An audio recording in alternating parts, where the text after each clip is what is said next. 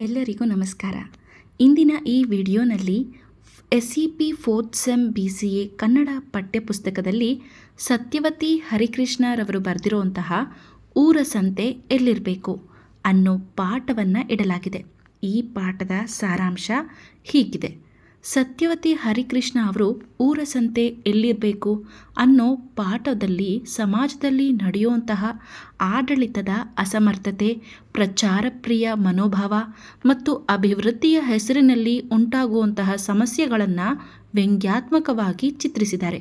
ಈ ಪಾಠದಲ್ಲಿ ಒಂದು ಊರಿನ ಸಂತೆ ಸ್ಥಳಾಂತರದ ವಿಚಾರವನ್ನು ಕೇಂದ್ರವಾಗಿ ಇಟ್ಕೊಂಡು ಅದರಿಂದ ಉಂಟಾಗುವಂತಹ ಗೊಂದಲಗಳು ಮತ್ತು ವ್ಯತ್ಯಾಸಗಳನ್ನು ವಿವರಿಸಲಾಗಿದೆ. ಪಾಠದ ಆರಂಭದಲ್ಲಿ ಗ್ರಾಮದಲ್ಲಿ ಒಂದು ಫ್ಲೈಓವರ್ ನಿರ್ಮಾಣವಾದ ನಂತರ ಊರಿನ ಜನರಿಗೆ ಅದು ಹೊಸ ಆಕರ್ಷಣೆಯಾಗಿರುತ್ತೆ. ಜನರು ಅಲ್ಲಿ ಗುಂಪು ಸೇರಿಕೊಂಡು ಮೇಲಿಂದ ಊರಿನ ಸೌಂದರ್ಯವನ್ನು ನೋಡ್ತಾ ನಿಂತು ಬಿಡ್ತಾರೆ. ಇದರಿಂದ ವೇಗವಾಗಿ ಬರ್ತಿದ್ದಂತಹ ವಾಹನಗಳಿಗೆ ಅಡ್ಡಿಯಾಗುತ್ತೆ.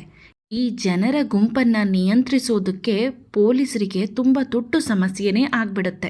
ಜನರು ತಾವು ಮಾತ್ರ ಬರೋದಲ್ದಿರ ಮಕ್ಕಳನ್ನು ಕೂಡ ಕರ್ಕೊಂಡು ಬಂದು ಮೇಲಿಂದ ನೋಡೋದು ಹೇಗೆ ಚೆನ್ನಾಗಿರುತ್ತೆ ಅಂತ ಹೇಳ್ತಾ ಜನರು ಫ್ಲೈಓವರ್ ಮೇಲೆ ಹೆಚ್ಚು ಸಮಯ ಕಳೀತಿರ್ತಾರೆ. ಇದೇ ವೇಳೆ ಹೆದ್ದಾರಿ ಪಕ್ಕದಲ್ಲಿ ನಡೀತಿದ್ದಂತಹ ವಾರದ ಸಂತೆ ಅಂದರೆ ಮಾರ್ಕೆಟ್ ಈ ಫ್ಲೈಓವರ್ ನಿರ್ಮಾಣದಿಂದ ತೊಂದರೆ ಅನುಭವಿಸುತ್ತೆ. ನಿರ್ಮಾಣಕ್ಕಾಗಿ ತರಲಾಗಿರುವಂತಹ ಕಲ್ಲು, ಮಣ್ಣು, ಸಿಮೆಂಟ್ ಇನ್ನೂ ಮುಂತಾದ ವಸ್ತುಗಳನ್ನು ಸಂತೆ ಜಾಗದಲ್ಲೇ ಇಡಲಾಗಿರುತ್ತೆ. ಇದರಿಂದ ಸಂತೆಯಲ್ಲಿ ವ್ಯಾಪಾರ ಮಾಡೋದಕ್ಕೆ ಅಂತ ಬಂದಿದ್ದಂತಹ ತರಕಾರಿ ವ್ಯಾಪಾರಿಗಳಿಗೆ ಅವರ ಜಾಗ ಕಳ್ಕೊಳ್ಬೇಕಾಗಿ ಬರುತ್ತೆ. ಇದರಿಂದ ಸಂತೆ ವ್ಯಾಪಾರಿಗಳು ಕೋಪಗೊಂಡು ತಮ್ಮ ಜಾಗವನ್ನು ಹಿಂತಿರುಗಿಸಬೇಕು ಅಂತ ಆಕ್ರೋಶ ವ್ಯಕ್ತಪಡಿಸ್ತಾರೆ. ಆದರೆ ಅಧಿಕಾರಿಗಳು ಅವರಿಗೆ ಶಾಂತವಾಗಿ ಇರೋದಕ್ಕೆ ಹೇಳಿ ಫ್ಲೈಓವರ್ ಪೂರ್ಣವಾದ ಮೇಲೆ ಅದರ ಕೆಳಗಿನ ಜಾಗ ಕೊಡ್ತೇವೆ ಅಂತ ಭರವಸೆ ನೀಡ್ತಾರೆ. ಆದರೆ ನಂತರ ಫ್ಲೈಓವರ್ ಕೆಳಗೆ ಜಾಗವನ್ನು ರಿಕ್ಷಾ, ಟೆಂಪೋ, ಟ್ಯಾಕ್ಸಿ ಇವರೆಲ್ಲರೂ ಕೂಡ ತಮ್ಮ ನಿಲ್ದಾಣವಾಗಿ ಮಾಡ್ಕೊಂಡ್ಬಿಡ್ತಾರೆ. ಇದರಿಂದ ಸಂತೆ ಜನರಿಗೆ ಆ ಜಾಗ ಸಿಗಲಿಲ್ಲ. ಇದರಿಂದ ಸಂತೆ ಜನರು ನಮಗೆ ಸಮರ್ಪಕವಾದ ಇನ್ನೊಂದು ಜಾಗ ಕೊಟ್ಟರೆ ಮಾತ್ರ ನಾವು ಇಲ್ಲಿಂದ ಜಾಗ ಖಾಲಿ ಮಾಡ್ತೀವಿ ಅಂತ ಹಠ ಹಿಡಿದು ಕೂತ್ಕೊಂಡ್ಬಿಡ್ತಾರೆ. ನಗರ ಪಾಲಿಕೆ ಮತ್ತು ಅಧಿಕಾರಿಗಳು ಹೊಸ ಜಾಗ ಹುಡುಕೋ ಪ್ರಯತ್ನವನ್ನು ಕೂಡ ಮಾಡ್ತಾರೆ. ಆದರೆ ಸಂತೆಗೆ ಸೂಕ್ತವಾದಂತಹ ಜಾಗ ಸಿಗೋದೇ ಇಲ್ಲ. ಇದರಿಂದ ಸಮಸ್ಯೆ ಮತ್ತಷ್ಟು ಗಂಭೀರ ಆಗುತ್ತೆ. ಊರ ಮಧ್ಯದಲ್ಲಿ ಒಂದು ದೊಡ್ಡ ಕಸದ ಜಾಗ ಇತ್ತು. ಅದನ್ನು ಸ್ವಚ್ಛಗೊಳಿಸಿ ಅಲ್ಲಿ ಸಂತೆ ಮಾಡಬಹುದು ಅಂತ ಒಬ್ಬ ಪರಿಸರ ಪ್ರೇಮಿ ಸಲಹೆ ನೀಡ್ತಾನೆ. ಆದರೆ ಮತ್ತೊಬ್ಬ ಅದಕ್ಕೆ ವಿರೋಧ ವ್ಯಕ್ತಪಡಿಸ್ತಾನೆ. ಅವನು ಹೇಳಿದ್ದು ಏನಂದರೆ, ಆ ಜಾಗದಲ್ಲಿ ಊರಿನ ಎಲ್ಲ ಕಸ ಹಾಕಲಾಗುತ್ತೆ. ಅಲ್ಲಿನ ಜನರಿಗೆ ಆ ಕಸ ಹಾಕೋ ಜಾಗ ಅಡ್ಜಸ್ಟ್ ಆಗಿಬಿಟ್ಟಿದೆ. ಹಾಗೆ ಅವರಿಗೆ ಅಲ್ಲಿನ ದುರ್ವಾಸನೆ ಅಭ್ಯಾಸ ಆಗಿಬಿಟ್ಟಿದೆ. ಆದ್ದರಿಂದ ಆ ಕಸ ಜಾಗವನ್ನು ತೆಗೆದು ಹಾಕಬಾರ್ದು. ಇಲ್ದಿದ್ರೆ ಅಲ್ಲಿ ಅವರು ಕೋಪಗೊಂಡು ಸಮಸ್ಯೆ ಇನ್ನೂ ಹೆಚ್ಚು ಉಂಟಾಗಬಹುದು ಅಂತ ಅವರಿಗೆ ತಿಳಿಸ್ತಾರೆ. ಇದರಿಂದ ತರಕಾರಿ ವ್ಯಾಪಾರಿಗಳು ಕೂಡ ಕಸ ಇರೋ ಜಾಗವನ್ನು ಬಿಟ್ಟು ಬೇರೆ ಜಾಗ ತೋರಿಸಿ ಅಂತ ಹಠ ಹಿಡಿತಾರೆ. ಆಮೇಲೆ ಒಬ್ಬ ಶಿಷ್ಟ ಅಧಿಕಾರಿ ಹೇಳ್ತಾನೆ, ಊರ ಹೊರಗೆ ಸರ್ಕಾರದ ದೊಡ್ಡ ಖಾಲಿ ಜಾಗ ಇದೆ. ಅಲ್ಲಿ ಸುಂದರವಾದಂತಹ ನಿಮಗೆ ಇಷ್ಟ ಬಂದ ರೀತಿ ಸಂತೆ ನಿರ್ಮಿಸಬಹುದು. ಆದರೆ ಇದಕ್ಕೂ ಕೂಡ ವಿರೋಧ ವ್ಯಕ್ತ ಆಗುತ್ತೆ. ಅವರು ಹೇಳೋದು ಏನು ಅಂದರೆ, ಊರಿನ ಹೊರಗಡೆ ಸಂತೆ ಇಟ್ಟರೆ ಯಾರಿಗೂ ಕೂಡ ಗಮನಕ್ಕೆ ಬರೋದಿಲ್ಲ. 2 ದಿನ ಪತ್ರಿಕೆಗಳಲ್ಲಿ ಹೊಗಳಿ ಬರೀತಾರೆ. ನಂತರ ಎಲ್ಲರೂ ಮರ್ತೇ ಬಿಡ್ತಾರೆ. ಒಂದು ವಿಷಯ ಎಲ್ರಿಗೂ ನೆನಪಾಗಬೇಕಾದ್ರೆ ಅಲ್ಲಿ ತಕರಾರು, ಜಗಳ, ವಿವಾದ ಇರಬೇಕು. ಆಗ ಮಾತ್ರ ಅದು ಸದಾ ಸುದ್ದಿಯಲ್ಲಿ ಇರುತ್ತೆ ಮತ್ತು ಅಧಿಕಾರಿಗಳ ಹೆಸರು ಕೂಡ ಪ್ರಸಿದ್ಧಿಯಾಗುತ್ತೆ. ಹೀಗಾಗಿ ಎಲ್ಲರೂ ಒಟ್ಟಾಗಿ ತಕರಾರು ಉಂಟಾಗುವಂಥ ಜಾಗದಲ್ಲೇ ಸಂತೆ ಇರಬೇಕು ಅಂತ ತೀರ್ಮಾನ ಮಾಡ್ತಾರೆ. ಸಂತೆ ಮಾಡೋದಕ್ಕೆ ಸರಿಯಾದ ಜಾಗ ಹುಡುಕೋದಕ್ಕೆ ಊರಲ್ಲೆಲ್ಲ ಸರ್ವೆ ಮಾಡಲಾಗುತ್ತೆ. ದೊಡ್ಡ ಖಾಲಿ ಜಾಗಗಳನ್ನು ಬಳಸಲಿಲ್ಲ, ಏಕೆಂದರೆ ಅವುಗಳಲ್ಲಿ ಅಪಾರ್ಟ್ಮೆಂಟ್ ಅಥವಾ ಮಾಲ್ ಕಟ್ಟಬಹುದು ಅಂತ ಭಾವಿಸಿದ್ರು. ಊರಿನ ಆಚೆ ಜಾಗ ಇದ್ದರೂ ಕೂಡ ಜನರು ಅಲ್ಲಿ ಹೋಗೋದಿಲ್ಲ ಅಂತ ಆ ಯೋಚನೆಯನ್ನು ತಳ್ಳಿ ಹಾಕಲಾಗುತ್ತೆ.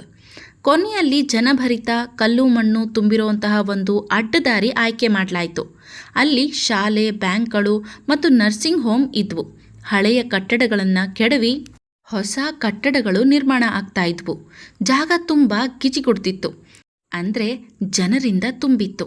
ಇದನ್ನೇ ಸಂತೆಯಾಗಿ ಪರಿಣಮಿಸಬಹುದು ಅಂತ ಸ್ಥಳೀಯ ಅಧಿಕಾರಿಗಳು ಕೂಡ ಒಪ್ಕೊಂಡ್ರು. ಆಮೇಲೆ ವಾರಕ್ಕೆ 2 ದಿನ ಅಂದರೆ ಸೋಮವಾರ ಮತ್ತು ಗುರುವಾರ ಸಂತೆ ಆರಂಭ ಆಯಿತು. ವ್ಯಾಪಾರ ಚೆನ್ನಾಗಿ ನಡೆಯತೊಡಗಿತು. ಆದರೆ ಇದರಿಂದ ಸಮಸ್ಯೆಗಳು ಇನ್ನೂ ಹೆಚ್ಚಾಗಿ ಹುಟ್ಕೊಂಡ್ವು. ಅದೇನು ಅಂತಂದರೆ, ಸಂತೆ ರಸ್ತೆ ಮೇಲೆ ನಡೀತಿದ್ದರಿಂದ ಜನರು ನಡ್ಕೊಂಡು ಹೋಗೋದಕ್ಕೆ ಜಾಗ ಇರಲಿಲ್ಲ. ವಾಹನ ಸಂಚಾರ ಕೂಡ ಅಸ್ತವ್ಯಸ್ತವಾಗ್ಬಿಡ್ತು. ಶಾಲೆಗೆ ಹೋಗುವಂಥ ಮಕ್ಕಳು, ಆಸ್ಪತ್ರೆಗೆ ಹೋಗೋ ರೋಗಿಗಳಿಗೆ ತುಂಬ ತೊಂದರೆ ಆಯಿತು. ತುರ್ತು ರೋಗಿಗಳನ್ನು ಆಸ್ಪತ್ರೆಗೆ ತಲುಪಿಸೋದಕ್ಕೆ ಸಾಧ್ಯವಾಗದ ಪರಿಸ್ಥಿತಿ ಉಂಟಾಯಿತು. ಇದರಿಂದ ಶಾಲೆ ಮತ್ತು ಆಸ್ಪತ್ರೆಯವರು ಅಸಮಾಧಾನಗೊಂಡು ಸಂತೆಯಲ್ಲಿಂದ ತೆಗೆದುಹಾಕಬೇಕು ಅಂತ ಒತ್ತಾಯಿಸಿದರು. ಇದಲ್ಲದೆ ಸಂತೆ ಮುಗಿದ ನಂತರ ಉಳಿಯುವಂತಹ ಕಸದ ಕಾರಣದಿಂದ ಸೊಳ್ಳೆ ನೊಣಗಳು ಹೆಚ್ಚಾಗ್ತಾ ಇದೆ. ಇದರಿಂದ ಮಕ್ಕಳು ಮತ್ತು ಶಿಕ್ಷಕರು ರೋಗಗಳಿಗೆ ತುತ್ತಾಗ್ತಿದ್ದಾರೆ ಅನ್ನೋ ದೂರು ಕೂಡ ನೀಡಿದರು. ಸಂತೆ ಕಾರಣದಿಂದ ಶಾಲೆ ಮತ್ತು ಆಸ್ಪತ್ರೆಗಳಿಗೆ ತೊಂದರೆ ಆಗ್ತಿದ್ದರಿಂದ ಶಿಕ್ಷಕರು, ವೈದ್ಯರು ಮತ್ತು ನರ್ಸ್ಗಳು ಪ್ರತಿಭಟನೆ ಮಾಡಿದ್ರು. ಗದ್ದಲ, ಕಸ ಮತ್ತು ಸಂಚಾರದ ಸಮಸ್ಯೆಯಿಂದ ಮಕ್ಕಳಿಗೆ ಹಾಗೂ ರೋಗಿಗಳಿಗೆ ತುಂಬ ಹಾನಿಯಾಗ್ತಾ ಇದೆ ಅಂತ ಕಂಪ್ಲೇಂಟ್ ಕೊಟ್ಟರು. ಈ ವಿಷಯ ಮಾಧ್ಯಮಗಳಲ್ಲಿ ದೊಡ್ಡ ಸುದ್ದಿ ಆಯಿತು. ಪತ್ರಿಕೆಗಳು, ಟಿವಿ ಚರ್ಚೆಗಳು, ಜನರ ಅಭಿಪ್ರಾಯ ಎಲ್ಲ ಸೇರಿ ಈ ವಿಷಯ ಹೆಚ್ಚು ಪ್ರಸಿದ್ಧಿಯಾಯಿತು. ಕೆಲವರು ಇದರಿಂದಲೇ ಪ್ರಸಿದ್ಧರಾದರು. ಆದರೆ ಅಧಿಕಾರಿಗಳು ತಮ್ಮ ನಿರ್ಧಾರವನ್ನು ಸಮರ್ಥಿಸಿಕೊಂಡ್ರು. ಸಂತೆಯಲ್ಲಿ ಇರೋದ್ರಿಂದ ಊರಿನ ಆರೋಗ್ಯ ಹೆಚ್ಚಾಗ್ತಾ ಇದೆ ಅಂತ ಹೇಳಿದ್ರು. ಅವರ ವಿವರಣೆ ಹೀಗಿತ್ತು: ಪೋಷಕರು ಮಕ್ಕಳನ್ನು ಶಾಲೆಗೆ ಕರ್ಕೊಂಡು ಬರುವಾಗಲೇ ತಾಜಾ ತರಕಾರಿ ಖರೀದಿಸಬಹುದು. ಶಿಕ್ಷಕರು ಮತ್ತು ಆಸ್ಪತ್ರೆಯವರು ಕೂಡ ಸುಲಭವಾಗಿ ತರಕಾರಿ ಪಡೆಯಬಹುದು. ಇದರಿಂದ ರೋಗಿಗಳು ಉತ್ತಮ ಆಹಾರ ಕೂಡ ಸೇವಿಸಬಹುದು. ಅವರು ಬೇಗ ಗುಣಮುಖರಾಗ್ತಾರೆ.